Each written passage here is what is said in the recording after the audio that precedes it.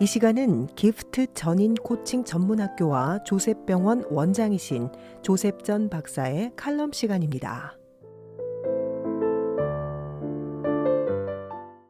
안녕하세요. 기프트 코칭 전문학교의 전다론입니다. 우리 인간의 모든 감정은 2차적인 감정과 또 그 밑에 있는 1차적인 좀 더 근원적인 감정으로 나눌 수 있습니다. 또 인간의 모든 감정은 두 가지로 나눌 수 있는데 하나는 긍정적인 감정이고 또 하나는 부정적인 감정입니다. 기쁨, 자부심, 감동, 평안, 희열 등의 긍정적인 감정의 밑에는 사랑이라는 1차적인 감정이 있고 분노, 슬픔, 혐오, 수치감, 죄책감, 질투 등의 부정적인 감정의 밑에는 두려움이라는 감정이 있습니다. 지난번에 이 사랑과 두려움의 감정의 상호 관계에 대해 말씀드렸습니다. 요한 1서 4장의 말씀대로 온전한 사랑 안에는 두려움이 없나니 온전한 사랑은 두려움을 내어 쫓는다고 했습니다. 그리고 이 두 가지 감정이 어떻게 하나님에 대한 이미지에서부터 오는지 말씀드렸습니다. 우리가 가진 하나님에 대한 이미지가 벌 주시는 심판의 하나님이라면 우리가 갖는 기본 감정은 두려움일 것이며 우리가 갖고 있는 하나님에 대한 이미지가 사랑의 하나님이라면 우리 안에 기본적인 감정은 사랑일 것입니다. 그런데 이 사랑의 감정, 사랑이란 것이 존재하기 위해서 꼭 필요한 것이 있습니다. 그것이 무엇일까요? 네, 바로 자유의지, 자유함, freedom입니다. 자유함 없이 진정한 사랑이 있을 수 있을까요? 우리가 누구를 사랑할 때 사랑하도록 압력을 받거나 로봇처럼 사랑하도록 설계되어 있다면 그것이 진정한 사랑일까요? 오늘 사랑과 자유함, 이 자유함이 우리 뇌에 미치는 영향에 대해 알아보겠습니다. 만일 하나님이 사랑의 하나님이시라면 하나님이 우리에게 사랑할 수 있는 자유함, 자유의지를 주셔야 합니다. 그저 논리적이고 추상적인 사랑이 아니라 하나님까지도 거역할 수 있고 하나님의 사랑을 거부할 수도 있는 불편하고 위험할 수도 있는 자유함입니다. 이 자유함의 결과 중 하나가 하나님을 거역하는 죄일 것입니다. 죄는 어떻게 시작했을까요? 성경에 의하면 죄는 에덴 동산에서 시작된 것이 아니라 그 전에 하늘에서부터 시작되었습니다. 천사장 루시퍼가 피조물이지만 하나님께서 주신 자유함을 가졌습니다. 그는 하나님께 순종하도록 설계된 천사가 아니라 하나님을 사랑할 수도 있고 거역할 수도 있는 자유함을 가진 천사입니다. 그래서 루시퍼는 그 자유함을 하나님을 거역하는 것으로 사용했습니다. 그리고 루시퍼의 거역의 결정이 이 우주의 사랑과 두려움의 갈등, 자유함과 억눌림의 갈등을 가져왔습니다. 하나님은 이 모든 것을 막으실 수도 있으셨습니다. 하나님은 아담과 이브가 하나님을 거역하는 죄를 선택하지 못하도록 막으셨을 수도 있으셨습니다. 그런데 왜 그렇게 않으셨을까요? 왜냐하면 그러한 억제, 컨트롤, 강압적인 것은 자유함을 필요로 하는 사랑 자체를 위반한 것이기 때문입니다. 진정한 사랑은 억지로 강압적으로 할 수 있는 것이 아닙니다. 사랑은 강제로 프로그램에서 될 수 있는 것이 아니지요. 그래서 하나님은 위험을 감수하고 고통과 죽음까지 감수하시며 자유함을 허락하셨습니다. 왜냐하면 자유함 없이는 진정한 사랑이란 존재할 수 없으니까요. 자유함, 억압감, 컨트롤링이 뇌에 미치는 영향.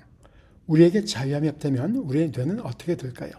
연구에 의하면 자유함이 없는 컨트롤링 엔바이러먼트에서 통제된 환경에서 성장한 사람들의 특징은 첫째, 두려움에 근거한 사고방식, 행동의 근본 동기가 벌 받을까봐 두려워서 한 행동이고 둘째, 결정을 잘 내리지 못합니다.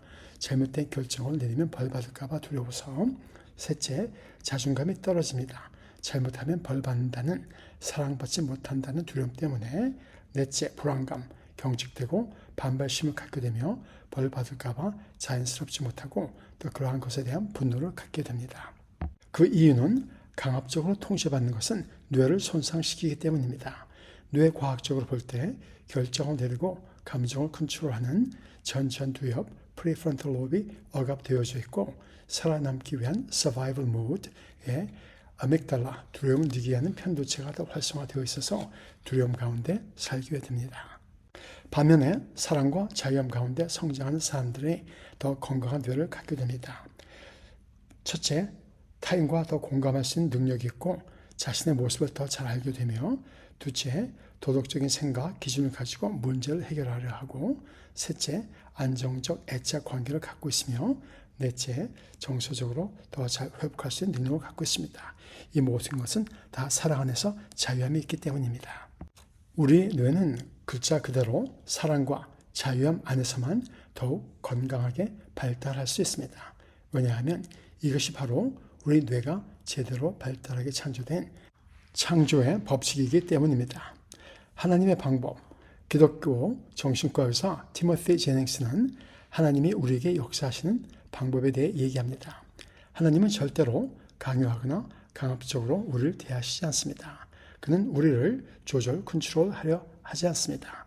또 우리로 죄책감을 느끼게 하거나 강요하지 않으십니다. 하나님이 쓰시는 방법은 첫째, 사랑, 안전한 환경을 주시고 우리와 관계 갖기를 원하십니다. 둘째, 진리, 우리에게 거짓된 것을 보게 하시고 분별할 수 있는 마음을 주십니다. 셋째, 자유함, 우리에게 강요하지 않으시고 우리에게 선택권을 주십니다. 예수님은 사람들을 치유하시고 진리를 가르치셨으며 그리고 나를 따르라고 하셨지만 절대로 억지로 강요하지는 않으셨습니다. 예수님께서는 절대로 압력을 쓰지 않으시고 언제나 우리를 초대하셨습니다. 십자가상에서 우리는 사랑과 자유함의 최고의 완성을 보게 됩니다. 예수님은 진노의 하나님의 요구를 채우기 위해 돌아가지 않으셨습니다.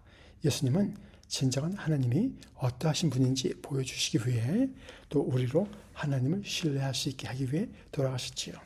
하나님을 무서운 독재자로 생각해서는 안 됩니다. 그는 우리를 강압적으로 순종하게 만들기보다 오히려 십자가의 죽음을 통해 우리에게 그의 사랑을 알게 해주셨습니다. 하나님의 자유의 법칙, 진정한 사랑을 하기 위해 필요한 자유함은 하나님의 창조의 법칙입니다.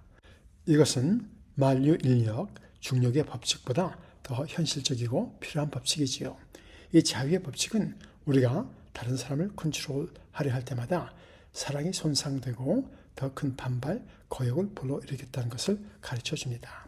이 자유의 법칙은 자녀 양육, 자녀와의 관계, 부부 관계, 정부의 모든 기관, 심지어 종교적인 구조 안에서도 또 우리의 모든 관계에 적용됩니다. 우리가 다른 사람에게 더 압력을 주고 컨트롤하고 강압할수록 그들은 사랑에서 멀어집니다. 그러나 우리가 다른 사람의 자유함을 존중할 때 우리는 그들로 자신들이 생각할 수 있게 하고 선택할 수 있게 하며 심지어 실패하고 실수할 수 있는 자유함까지 줍니다. 이것은 그들의 인격을 존중하는 사랑의 표현이며 그들로 사랑을 통해 신뢰가 자랄 수 있도록 토양을 만들어 줍니다.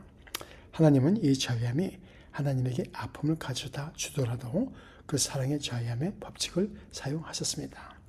그러면 이러한 질문이 따르겠지요. 만일 내 사랑하는 사람들이 잘못된 결정을 해서 고통을 받으면 어떻게 될까요? 특히 자녀와의 관계에 있어서 인생을 조금 더 산 부모로서 자녀들을 가르쳐 주어야 하지 않을까요? 잘못된 것을 막아줘야 하지 않을까요? 한국 드라마에서 소위 볼 수 있는 자녀의 결혼을 반대하는 모습일 것입니다. 그러나 하나님은 우리에게 무엇이든지 할 수 있는 자유함을 주셨습니다. 하나님을 거역할 수 있는 자유함까지도. 물론 자녀가 우리가 보기에 잘못 가고 있을 때 충고해주고 조언해주고 가이드해 주어야겠죠. 그러나 우리가 강압적으로 그들을 컨트롤하려 할 때 관계가 깨어질 수 있습니다. 우리는 마음속으로 그래도 나중에 고마워할 거야 하고 justify 할 수 있겠지만 정당화할 수 있겠지만 그러한 것은 그들로 자신이 하나님 안에서의 결정을 내리지 못하게 또 그들로 성숙하지 못하게 막을 수 있습니다. 우리가 그들이 나중에 고마워할 거야 하고 생각하더라도 그 내면에는 나 자신이 하나님의 섭리를 신뢰하지 못하는 두려움이 있을 수 있지요.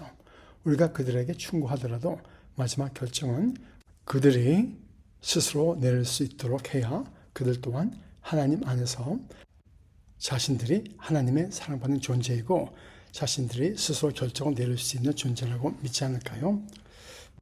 그럴 때 그들이 하나님 안에서 하나님의 사랑을 또 하나님의 섭리를 체험하고 성숙할 수 있을 것입니다. 하나님 우리에게 무엇이든 할 수 있는 자유함을 주셨습니다. 또 우리가 알아야 할 것은 하나님의 사랑의 법칙 안에서도 우리는 우리의 행동에 대한 책임은 져야 한다는 것입니다. Anything is possible in God, but we are responsible for our own actions. 우리의 행동이 어떠한 것이라도 우리를 하나님의 사랑 안에서 끊을 수는 없습니다. 그렇지만 우리는 우리의 행동에 대한 책임은 우리가 져야 합니다. 이러한 삶을 통해 우리는 하나님의 사랑과 은혜를 더욱 체험하게 되고 하나님의 섭리를 더욱 신뢰하도록 성숙해 갑니다.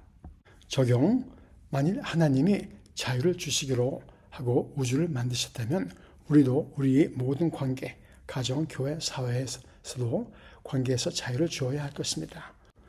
우리도 한 번은 우리가 어떻게 가르치고 행동하는지 점검해 봐야 하지 않을까요?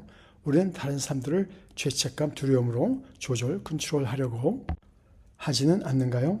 우리는 다른 사람이 내가 원하는 대로 하게끔 압력을 주지는 않는가요? 아니면 우리는 다른 사람들로 사랑과 진리 안에서 관계를 갖도록 초대하는가요? 우리가 두려움과 압력을 가할 때 우리는 적을 만듭니다. 그러나 우리가 사랑과 진리와 자유함으로 인도한다면 우리는 하나님의 모습을 나타낼 것입니다. 그리고 우리가 이러한 하나님의 사랑과 자유함의 법칙으로 산다면 우리의 모든 관계가 좋아질 뿐 아니라 우리 뇌도 회복될 것입니다. Dr. Timothy Jennings은 이렇게 정리합니다. 우리는 자유합니다. 자유롭게 질문할 수 있으며 자유롭게 성장할 수 있고 자유롭게 하나님을 선택하거나 거부할 수도 있습니다. 그리고 이러한 자유는 하나님으로 위협을 느끼게 하지 않습니다. 이 자유함은 하나님이 우리에게 주시는 선물입니다.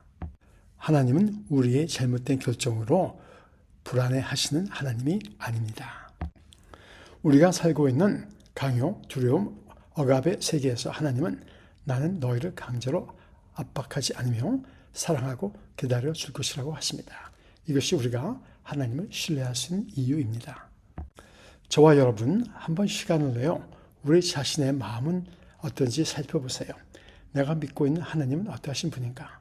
진정 사랑의 하나님이신가? 아니면 내가 잘못하면 벌 주고 잘하면 상 주시는 하나님이신가? 나는 진정으로 사랑 안에서 살고 있는가? 내가 두려워하는 것은 무엇인가? 나에게 분노, 불안, 슬픔 등이 있다면 그 밑에 있는 두려움은 무엇이며 그 두려움의 원인은 무엇인가? 나는 다른 사람을 대할 때 나의 두려움 때문에 다른 사람을 컨트롤하려고 하지는 않는가? 우리 모두 사랑 안에서 참 자유함을 갖고 두려움에서 해방된 성숙한 사람들로 변화되어 가기를 소원합니다. 감사합니다. 기프트 코칭 전문 학교에서는 International Coaching Federation의 자격증을 가지고 다른 사람을 더 성숙한 사람으로 성숙할 수 있도록 코치하는 코칭 학교를 운영하고 있습니다. 2기 모집이 진행되고 있습니다. 2기는 9월 달에 시작되는데 다른 사람들을 돕기를 원하는 코치로 성숙해 가기를 원하신 분들은 714-298-1115 714-298-1115 info@giftcoachinginstitute.com으로 연락해 주시면 감사하겠습니다. info@giftcoachinginstitute.com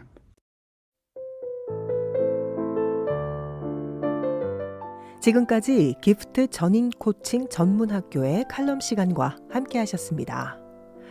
기프트 전인 코칭 전문 학교에 관한 더욱 자세한 문의는 전화 714-298-1115번이나 홈페이지 giftcoachinginstitute.com을 방문해 주시기 바랍니다.